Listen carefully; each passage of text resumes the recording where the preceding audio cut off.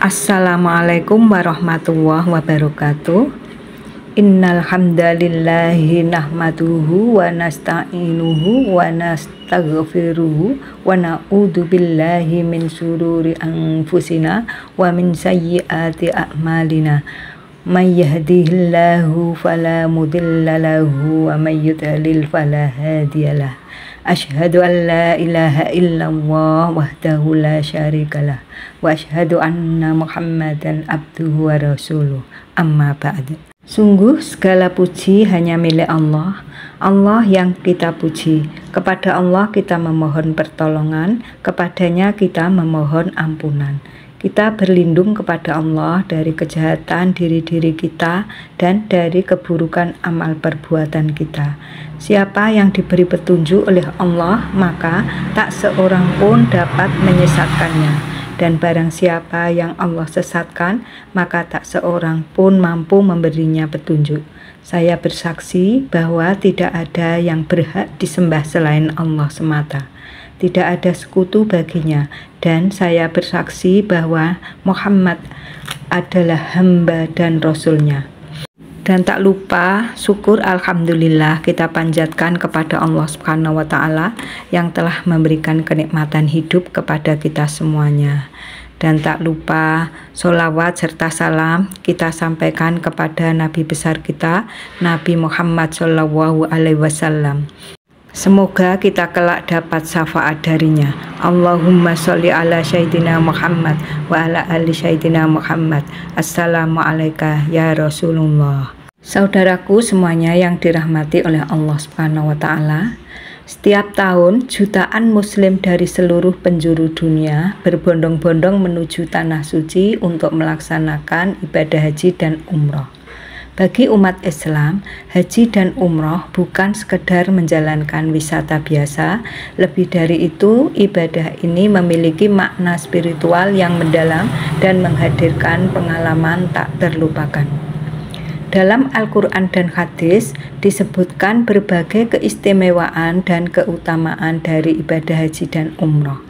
Bagi yang menunaikannya dengan baik dan benar, maka Allah Subhanahu wa Ta'ala menjanjikan ampunan dosa-dosa dan balasan surga. Tak heran jika ratusan ribu jemaah rela mengantri bertahun-tahun di daftar tunggu haji maupun umroh. Mereka berharap mendapatkan keajaiban dan berkah dari ritual suci tersebut. Keajaiban haji dan umroh yang pertama yaitu menjemput hikmat ketuhanan.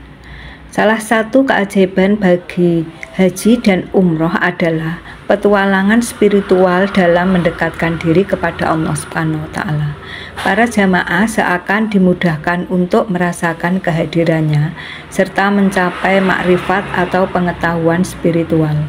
Misalnya saat berdiri di Arafah atau melontar jumroh yang melambangkan memerangi hawa nafsu. Ibadah ini mengingatkan kita bahwa hidup di dunia tidak kekal. Suatu saat nanti semua makhluk termasuk manusia akan menghadap kepada Sang Kholik. Tak heran jika banyak jamaah yang meneteskan air mata haru dan mendapatkan hikmah berharga dalam perjalanan spiritualnya. Momen-momen seperti inilah yang menjadikan haji dan umroh sebagai pengalaman spiritual tak terlupakan. Dan hikmah yang kedua yaitu mensucikan diri menuju transformasi diri. Melaksanakan ibadah haji dan umroh berarti melakukan proses penyucian diri lahir dan batin.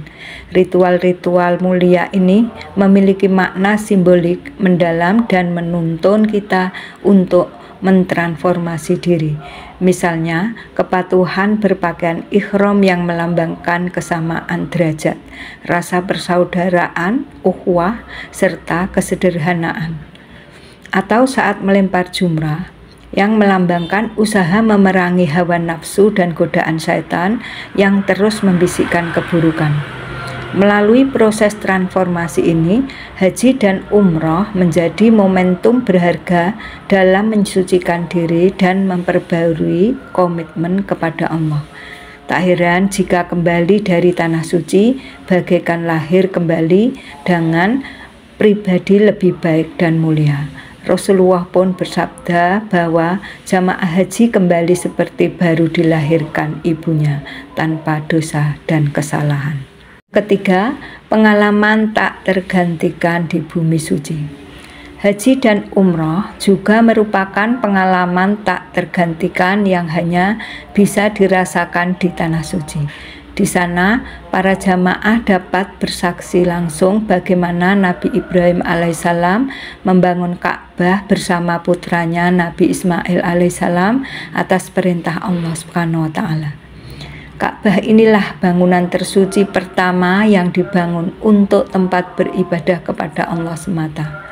Tak heran, melakukan tawaf di sekitar Ka'bah memberi sensasi tersendiri yang tak tergantikan. Hanya di Masjidil Haram dan Masjid Nabawi inilah jamaah dapat merasakan khusyuknya beribadah di dua masjid paling mulia sedunia.